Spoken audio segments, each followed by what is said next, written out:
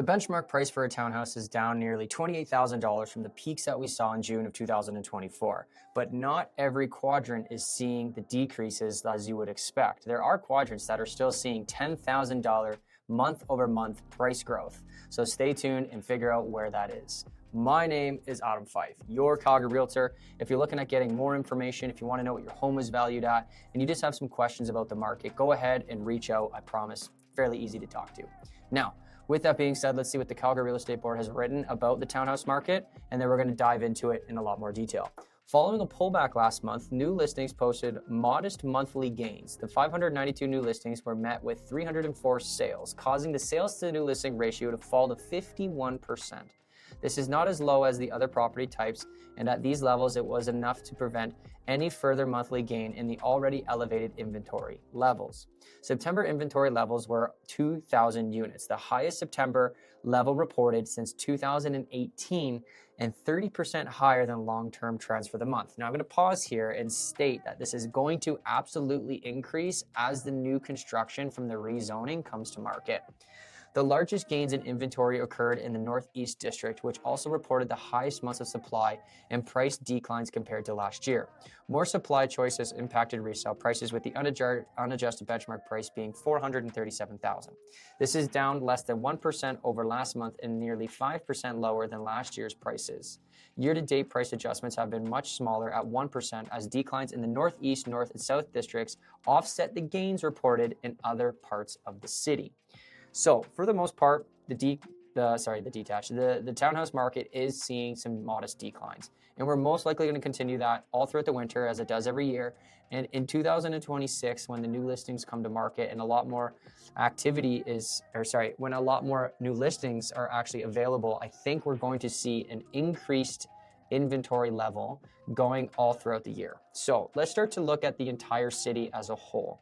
So the red bar is the price point here. You can see a pretty steady decline all the way from September of last year, right? You saw that decline going all throughout the winter months, which is common every single year.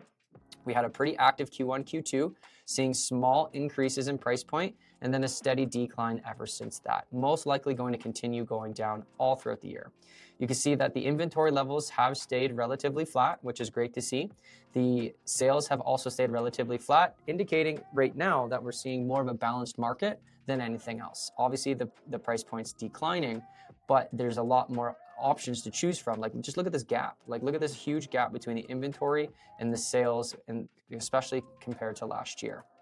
So we start to break this down. Let's look at the year-to-date sales. Okay, we're going to look at sales, new listings, inventory. You can see that we're down from last year, but still elevated compared to what we've used to seen over the most depressed years that Calgary's ever seen. We are starting to slow down in the market, which is a good thing. We're starting to notice a lot more buyers balanced territories, and we are still elevated compared to our 10-year trend. Now, when we start to look at the price points here, the $400,000 price point is the most active price point, followed by the $300,000 and the $500,000.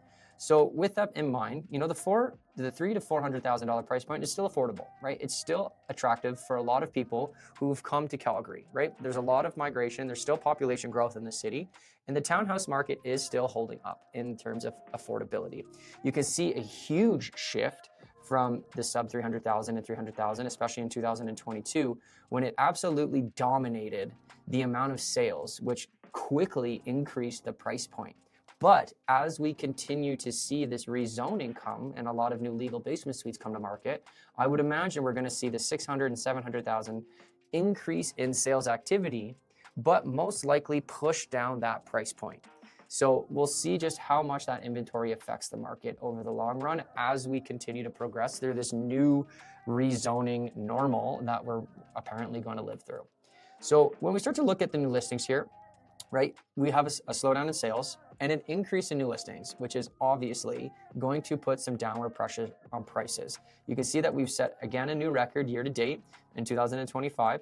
2023, we had a very low amount of new listings, but when you go back to the sales, 2023 was still fairly elevated compared to other years. So we just look at this basic trajectory. You would imagine that just the sheer amount of new listings and the low amount of sales, we're probably going to see a continued decline in price points, okay? Now, when we start to look at some other factors like expired listings, right, this is going to be an interesting one for us to watch. You can see that we're at 103 2 months in a row for the amount of expired listings coming to the market. That number is probably going to increase as we go through November and December, as it does every single year. And we haven't seen these numbers in a while because it was super hot seller's market. Not a lot of things were expiring, a lot of things were moving. But you can see during 2000s or 2020, everyone knows what happened during that year. There was quite a bit of expired listings. So it'll be interesting to see how long we stay in this elevated state of expired listings. We're probably going to stay through it all throughout the winter, but in the springtime, we'll see if we stay elevated or if we dip right back down to that, high 20s, low 40s kind of thing. Now, one thing this doesn't actually bring up, and one thing I think is important for those of you who are interested, is just the amount of withdrawn and terminated. So combined over the last 30 days, there's 177 matches, right? Withdrawn, typically meaning that the home has been removed. Maybe the seller is doing something, they're going on vacation, or they have family coming over. They have to put it back on the market within, I believe it's 2 weeks. And terminated, who knows what's going to happen there. You can see it was about 99% of them all. There's a various amount of reasons as to why something would be terminated. That just means that the agreement was ended early and that the home was actually removed from the market, probably not coming back on the market anytime soon, but you never know. So it's 176 units plus the 108 that we saw with this expiry. So if you are looking to list your home or buy homes, it is important to put these things into effect, into your scope, I guess you could say. You want to make sure that you have a good understanding of how many homes are actually being terminated and what those price points are, because it could actually help you in negotiation on both the buy and the sell side. Now, if we move on here, you can clearly see that the market is slowing down, right? We went from ultra hot seller's market, 1 month of supply, 2023, 2024, moving up to about 2.5, 3 months. And now we're starting to inch up to that 4 months of supply where we're probably going to stay. Again, going back to that inventory level of the amount of homes that are going to come to the market from this rezoning. If builders aren't smart, really, and they just dump all of their listings on the market at the same time, they really don't have a good off-market strategy, but they just put a lot of them on the public market, I think we're going to see a pretty dramatic shift in this month's of supply, increasing it to 5-6 months. I wouldn't be a bit surprised if we get backwards or back up to these levels here that we saw in 2020, given the nature of what's going on, which again will put some pretty aggressive downward pressure on prices. So with that in mind, you can see the days on market here is 44, right? It is a lot slower than what we were last year, right? You can see last year we were under 20 for a good chunk of the spring, summer market. Now we're upwards of 30, 40 months, which is even slower than what it was in December of last year. So wouldn't be a bit surprised if we see 60 days, on market this winter. It's definitely going to go up to 50. Don't exactly know how high, but the market is definitely going to slow down going throughout the entire winter months, right? Going into 2026. Now, days on market, just to give you an example, right? Nothing out of normal right now, right? We're at 44 days. Obviously, the last couple of years have been ultra hot sellers markets, but it's not something that's completely out of the norm, right? You can see all the way from 2015 to 2022, we were upwards of like 100 average days, current days on market. Now, the CDOM means current days, which means that if a listing was terminated, it came back on the market, it reset itself for days on market. So when you look at it, it says 5 days on market, but when you look at the history, it was already attempted for 60, 80, 90 days plus those 5 days. So that's the current days on market, the CDOM, which is the total days on market, not just that one specific listing, but its entire history. I believe it has to be off the market for at least 14 days for the CDOM to actually be reset. So it's important to know. Now, when we look at months of supply, right, this is going to break it down for different quadrants. You can see that the Northeast here is seeing the most amount or the slowest amount of activity at 7 months, which is like in the top 3 of property types and areas that are probably going to see some of the biggest price reductions over the long run. You might not see it too much in short term, but if this continues to stay around that 7 months of supply, we're absolutely going to see some pretty aggressive price reductions there, where everything else is resting around 3 to 4 months, which is buyer's balance territory, right? You can see that south is under 2 months still, 2 months of supply, which is still a strong seller's market, something to consider a buyer or seller. You can see east is still doing relatively well, very affordable quadrant, which is still at under 3 months of supply, which is still a seller's balance territory, and everything else more buyer balanced territory. Both the buyer and the seller can win if they go in there with education and actually look at all the information up front and make decisions based off of data and have patience and not just try to make too many rash decisions too quickly without actually looking at what the data is saying. So with that in mind, we are still seeing price reductions, right, throughout the entire city, even in South, where they are still a seller's market territory, right, for 2 months of supply. There's just not a lot of inventory there. They're still seeing, 5% year-over-year price losses, right? Again, talking about that Northeast, double digits, right, or almost double digits, probably like a 9.8 year-over-year loss.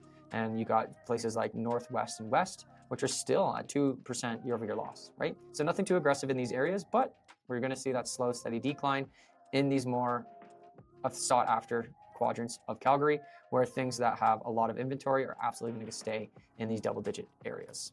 So with that in mind, you want to know what your unit is valued at. The market's gone up, the market's gone down. Some places are buyer seller territory, some places are buyer balance. Scan the QR code, right? It's a super cool tool, instant home evaluation tool. Myself or Christian are going to reach out. We're going to say hi. We're going to say, hey, how's it going? How can we help? Is there any additional information that we can provide you? We're not expecting anyone to sell, but we just want to make sure that we're providing you with the information that you required, and we can have a conversation about how you can best position yourself for any upcoming changes that you might experience in the real estate market. So with that in mind, here is the breakdown for individual quadrants. Now, at the beginning of the video, I mentioned that there's some quadrants that are still doing well, right? You can see West and Northwest, even though the year-over-year losses, like I mentioned, 2%, we still did see some month-over-month gains, especially in the West. Now, month prior, the West did see a $4,600 fall.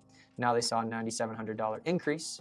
So they are still, a net loss compared to last year, but they're still holding their own compared to other quadrants. Now, the benchmark price for something in West is $466. And in order to figure out what the heck that gets you, you got to go to the benchmark attributes here. You got to go to townhouse. You got to go to West. You can see it's a 1996 unit, right? Single attached garage, right? So when you are looking at these benchmark attributes, it's important. Links in the description for this spreadsheet. It's free to see, in North, it's a 2013 unit. And when we look at North here, we can see that it's still 392.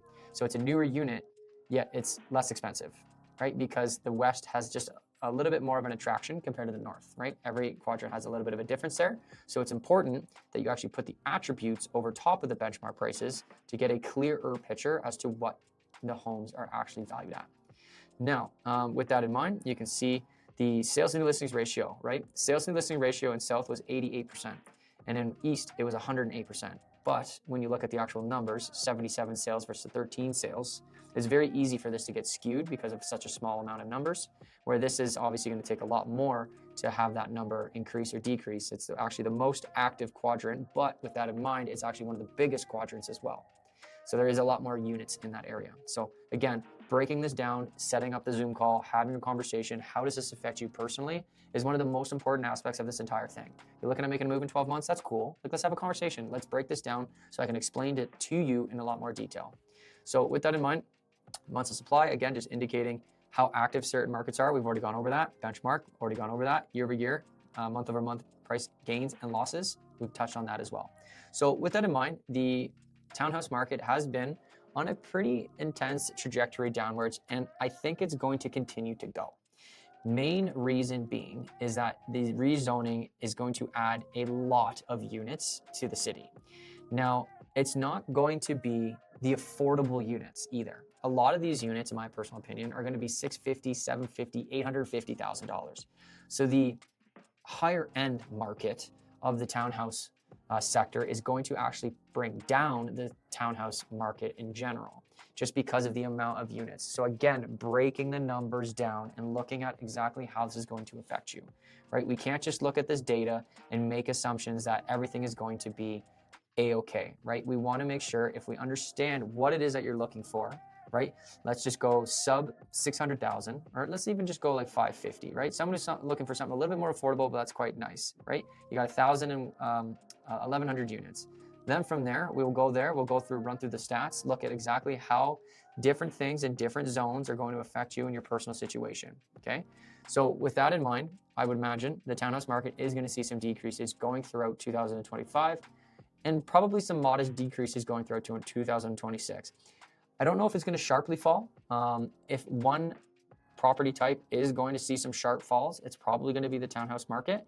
But again, I think the affordable sector of the townhouse market is going to stay relatively persistent.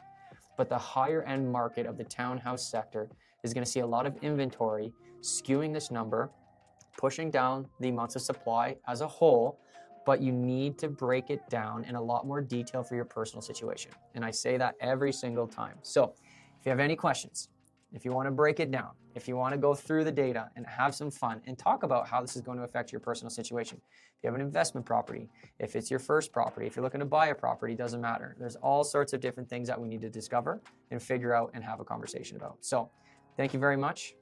I hope that made sense. We'll see you on the next one. Peace.